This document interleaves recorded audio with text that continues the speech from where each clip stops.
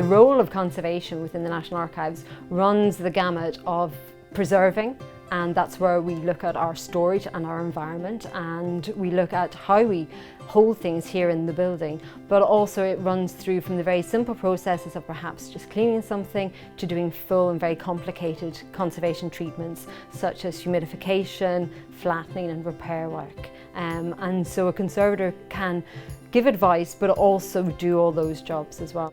We work really closely with the archivists in the sense of they're the ones who are organising and making sure that everything's here, that everything's listed, that everything can be found, but that they will come to me in terms of seeking advice for what's best for storage, or if somebody wants to see something, requesting how to use it and how to handle it. Unfortunately, we haven't got the resources to conserve absolutely everything that we hold here because it's millions of documents, but what we will do is try and facilitate as best we can the researchers' requests. And sometimes the archivist will come to me and we'll find short-term solutions, whether that's even just putting something in a folder or in a plastic museum-grade wallet so that it can be accessed and still looked at in the reading room.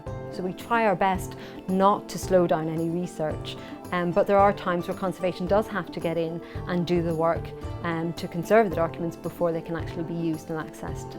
There are probably three key roles that we have when it comes to looking after both individual documents and larger collections, and they would involve surface cleaning. Surface cleaning is the removal of dirt and dust from the surface of the document to make sure that the text is legible, that somebody can see it. Also, it makes it more pleasant for people to handle the documents.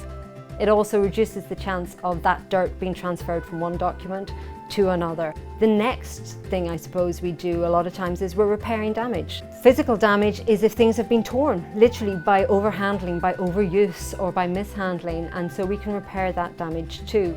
And then I suppose the third key thing we do is about removing creases and crumples and tears and getting things flat so that people can see them and appreciate them and get all the information that they can from them.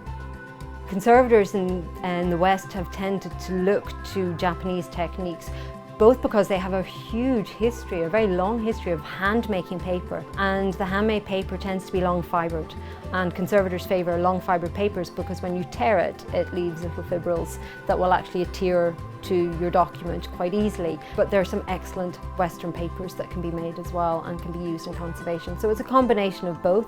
I suppose the knowledge of a conservator is what paper will work best with what document that you're trying to repair, because we can be working on something that can be a piece of parchment from the 14th century right through to a document that was created 30 years ago.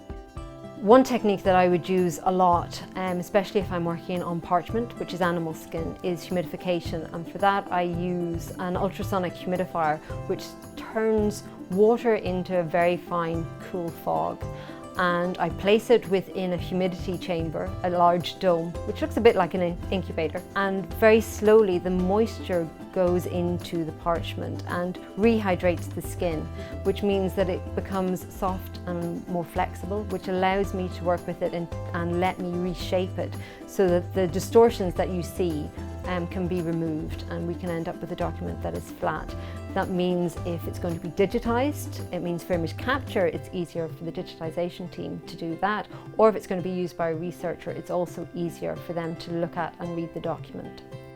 What we're very conscious of is using materials and tools that won't do any damage to the documents. The tools that I use to surface clean, the erasers that I use, and whilst they lift up the particles of dust and dirt that are sitting on the paper surface, they don't do any damage to that surface. When I look at a document, I'm looking at how it was made, I'm looking at the materials used to make it, what inks were used, what was it written on, how was it printed. I leave the history to the archivists and the historians, and there's a real thrill in that, in the sense of doing my conservation work and then handing it on to an archivist or a historian and then seeing what they come back with and seeing their excitement and their pleasure. And that very much happens as well when you deal with the general public, when you can make something available to them and they get a kick out of what they see. Because this collection is the nation's collection, it is something that belongs to everybody. We actually all are invested in the National Archives and what we hold here.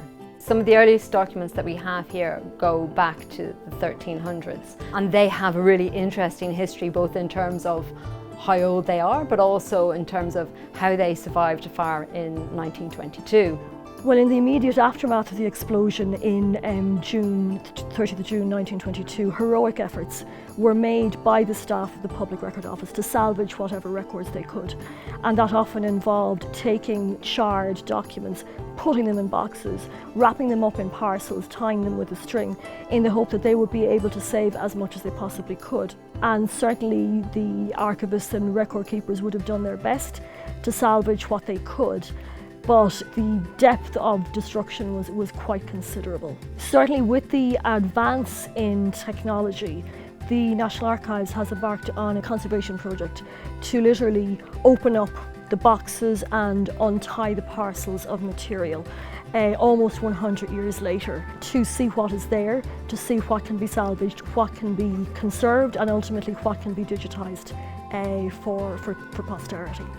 Working with archival partners, we can start exploring the possibilities of using extraordinary conservation techniques and science to help go beyond what I can do at the conservation bench and actually explore alternative means for finding out and retrieving information. And it is all about the retrieval of information. And so that's really exciting, and that's something we're really looking forward to being involved with over the next few years. I suppose I've been a conservator now for nearly 30 years, and I know that I've seen some things and I've held things up close that people will never get to see the way I have. I love what I do. I love walking into this place every morning. The satisfaction of taking something that is a scrunched up bundle that looks like there's nothing much there and transforming that into a flat document. I haven't tired of it yet, and I don't think I will. We have to remember that what we do now, we're leaving behind the legacy to make sure that people can still research their history.